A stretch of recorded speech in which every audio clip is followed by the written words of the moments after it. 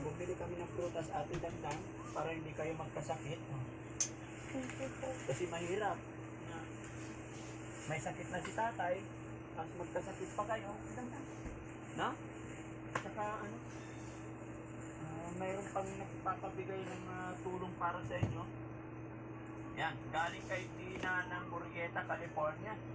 6,165 tulong para sa pamilya ni Tatay Ruto. No?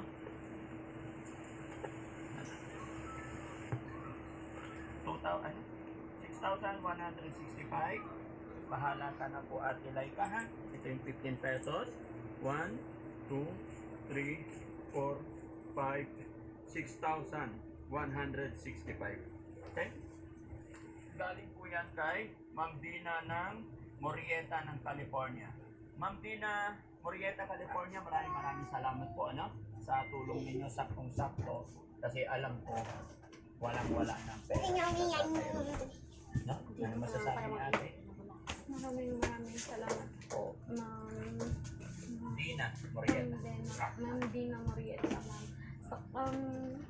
Kasi sabi po nila, nagsabi po siya sa akin nung pumunta po kami doon, dumalaw. Sabi niya, ubos na agad yung pera.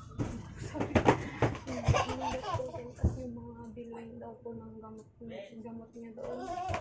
Kasi yung vitamins po na dinagdag sa kanya, iniinom niya po ulit. Kaya bumili din sila, tapos yung araw-araw po na biyahe nila. Kaya mahal na po ng gas ngayon. Yun din po yung inaano nila. Kada biyahe dito, pag-agam. Tapos yung kapatid ko po, pumapasok na trabaho ngayon para mabantayan si Papa. Kaya nagbibigay po si Papa din sa pamilya ni Kuya. Kaya maraming salamat po sa lahat ng tumutulong. Tapos sana po matulungan niyo po ulit kami ngayon.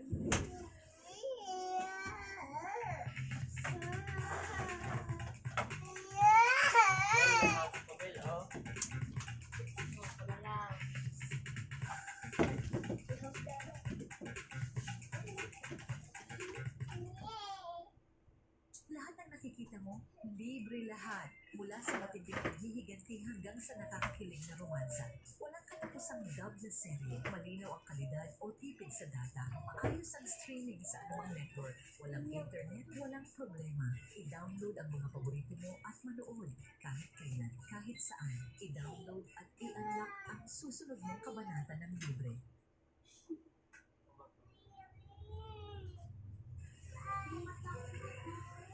Tapos, yung perang ipon ng papa mo naubos na. Hindi ko po tinatanong na. Tapos narinig ko pa sa usapan ninyo kanina na si Ate Lynn uuwi dito. Pero walang pamasahe. Yun nga po yung sabi niya, nangihiram po siya sa akin. Kaya sabi ko, yung kamo po agad yung Gcash niya para makabiyahe na po sila dito. Magkano pa pamasahe mula doon? Hindi ko na po alam doon. Palagay mo, magkano?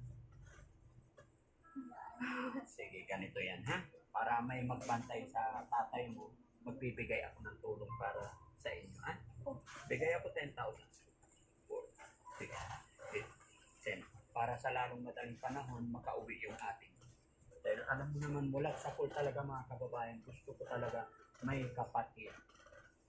May anak si Tatay Rudolph na dito nakatira. Kasi hirap po talaga sila. Sa edad po ni Tatay, hindi na niya kaya alagaan si Ate Dangdang.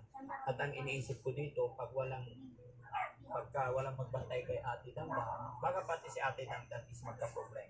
So ito, bahala na kayo para sagutin ko yung pamasahin ng ate mo, and then yung the rest, pandagdag gamot ng tatay nito. No? Hindi ko man sila mapuntahan. No? Hindi ko man mapuntahan ngayon yung tatay mo kasi talagang sinadya ko lang malaman yung sitwasyon. No? Kalagayan ng tatay mo. Sana makatulong iyan sa inyo. Sobrang laking tulong po nito, Daddy. Maraming salamat po, Daddy. Kasi hindi po kayo nasagawa na tulungan po. Sabi ko hanggat kaya ko eh. No? Hindi ko po na-explain paano po ako magpapasalamat sa inyo. Pasalamat ka lang kay God. Okay na sa akin. Pasalamat lang. Kasi napapanood ko madami din po kayo tinutulungan ngayon. Na ano pa din po. Parang napupuntan niyo pa din po kami kahit ngayon na yung Para kay Ate Dandan, para kay Tatay Rudolph. Alam ko kayo, malalakas pa kayo ng asawa mo. Pero si Tatay Rudolph at si Ate Dandan, laban na, mag-pray ka na malagpasan pa ng tatay mo. Kailangan natin yung mga tatay natin, no? Mahirap po ng magulang, alam ko eh. sobrang nang nawala po siguro